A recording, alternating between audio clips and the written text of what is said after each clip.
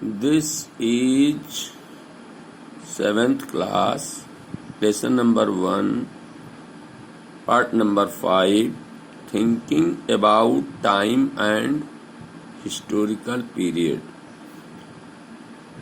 Time और historical period के बारे में विचार करना. Historians do not see time just as a passing of hours, days or years, as a clock or a calendar.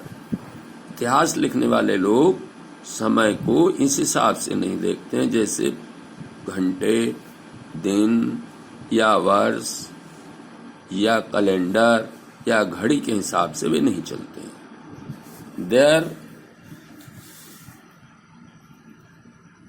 also reflect changes in social and economic organization. Time में ये भी reflect होना चाहिए, दिखना चाहिए कि सामाजिक और आर्थिक संगठनों में क्या परिवर्तन हुए.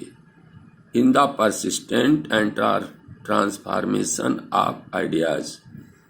जोर देना या परिवर्तन होना, विचार वही हैं या बदले हुए हैं, और विश्वासों में परिवर्तन है या वही विश्वास है. इन चीजों पर ध्यान देते हैं. The study of time is made somewhat easier by the dividing the past into large segment periods that possess shared characteristics. समय का अध्ययन जो है, जब हम कुछ और सरल हो जाता है थोड़ा, जब हम बड़े बड़े भागों में इसको बांट देते हैं और उसकी विशेषताओं पर ध्यान देते हैं. In the middle of the 19th century, British historians divided the history of India into 3 periods. 19th century के मध्य में ब्रिटिश इतिहासकारों ने भारत के इतिहास को 3 भागों में बांटा था: हिंदू, मुस्लिम और British. This division was based on the idea that the religion of rulers was the only important historical change. ये जो उनका विभाजन था, इस आधार पर था कि जब शासकों का धर्म बदल गया तो वही एक महत्वपूर्ण इतिहास में परिवर्तन है. And that there were no other significant development. और दूसरे जो महत्वपूर्ण विकास हैं उनका कोई महत्व नहीं है, जैसे आर्थिक विकास, इकोनॉमी, समाज का विकास, सांस्कृतिक विकास. Such a division also ignored the rich diversity of the subcontinent. ऐसे विभाजन ने इस उपमहाद्वीप की जो विभिन्नताएं हैं, विभिन्न धर्म जाति के लोग रहते हैं, इसको भी, इस पर भी ध्यान नहीं दिया. Few historians follow this periodization today. आज इस विभाजन को बहुत कम इतिहासकार इसका अनुसरण करते हैं. Most look to economic and social factors to characterize the major element of different movement of the past.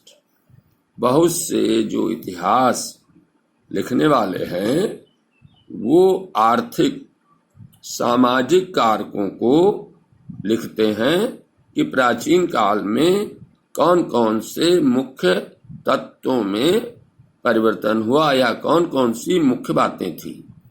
The histories you read last year included a wide range of early societies, Hunter gatherers, early farmers, people living in the towns and village and early empires and kingdoms. जिस इतिहास को तुमने पिछले वर्ष पढ़ा 6 में, उसमें बड़ी मात्रा में ऐसे समाज का वर्णन था जिसे शिकारी या इकट्ठा करने वाले, भोजन इकट्ठा करने वाले, प्रारंभिक कैसे खेती करते थे, किसान कैसे थे। People living in the town and villages, जो लोग टाउन में रहते थे वो कैसे रहते थे, विलेज में रहते थे वो कैसे रहते थे, पहले साम्राज्य कैसे थे या राज्य कैसे थे।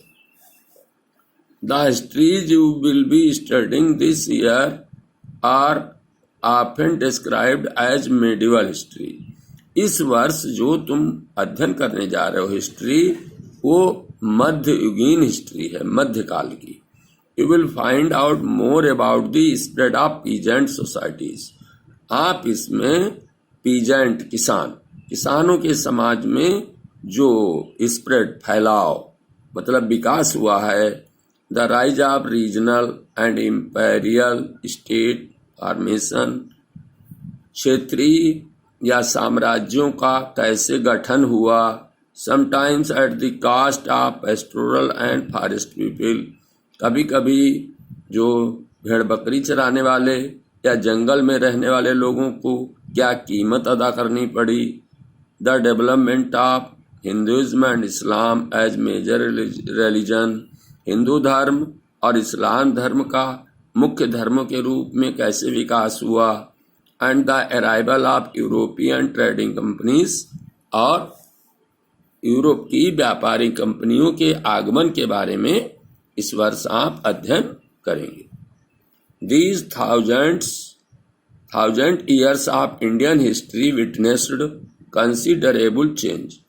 1000 वर्ष के इस भारतीय इतिहास ने बहुत सारे परिवर्तनों को देखा है। After all, the 16th and 18th century were quite different from the 8th and the 11th। आखिरकार 16 और 18 सेंचुरी का जो इतिहास है, जो समाज है, उसमें जो 18th सेंचुरी का या 11th सेंचुरी के बीच का जो समाज है उसमें बहुत बड़ा अंतर है। Therefore, describing the entire period as one historical unit is not without its problem। इसीलिए पूरे पीरियड का एक ऐतिहासिक यूनिट के रूप में वर्णन करने में बहुत अधिक समस्याएं हैं। Moreover, the medieval period is often contrasted with the modern period। इससे भी बढ़कर मध्यकालीन जो युग था उसमें आधुनिक युग में बहुत बड़ा अंतर है। Modernity carries with it a sense of material progress and intellectual advancement। आधुनिक जो हमारा विकास हुआ है उसमें आर्थिक उन्नति हुई, बौद्धिक उन्नति हुई। This seems to suggest that the medieval period was lacking in any change।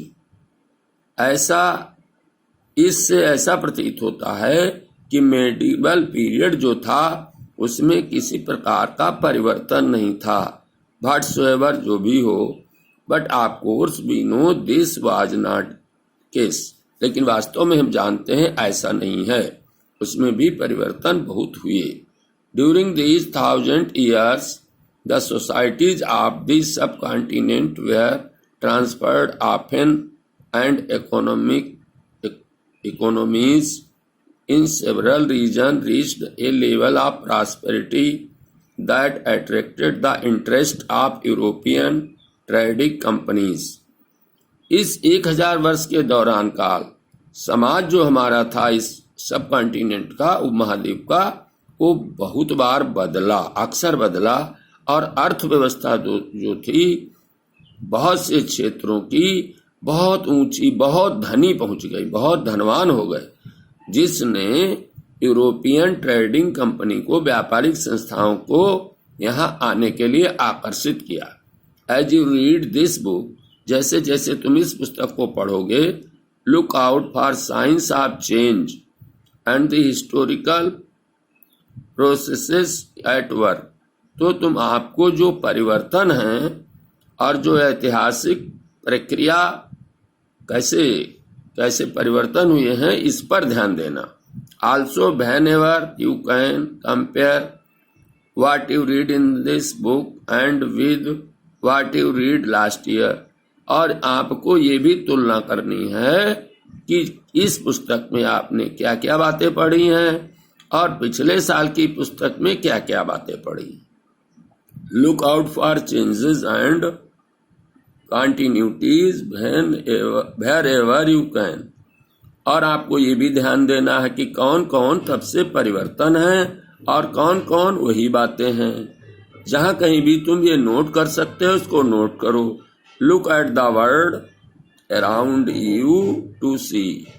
आप अपने चारों ओर के संसार पर भी दृष्टि डालें।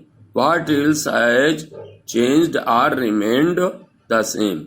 कि तब से कौन कौन सी बातें बदल गई हैं या कौन कौन से रीति रिवाज धर्म और कौन कौन सी बातें वैसी ही बनी हुई हैं। इस प्रकार ये जो लेसन है ये हमारा इंट्रोडक्शन लेसन है जो सभी पाठों का परिचय कराता है और ये समाप्त हो गया।